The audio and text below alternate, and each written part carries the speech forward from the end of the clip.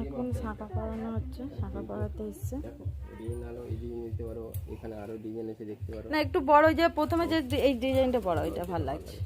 হ্যাঁ হ্যাঁ এটাই দাও, রেখে দেবো আবার কত রকম করতে পারবে। রোগা হাতে ভাল লাগে কি মোটা হাতে, এবারে শ্বশুর বাড়ি যাবে মোটা হয়। শাঁখা কি করে চিনা যায় গো? শাঁখা দোকানে একটু কয়া দাও তো, আমার চিনতে পারিনি শাঁখা, শুধু খারাপ বাড়ি যায়। রান্না করে দিলে খায়া মোটা। ভাজা না শাক ভাজা।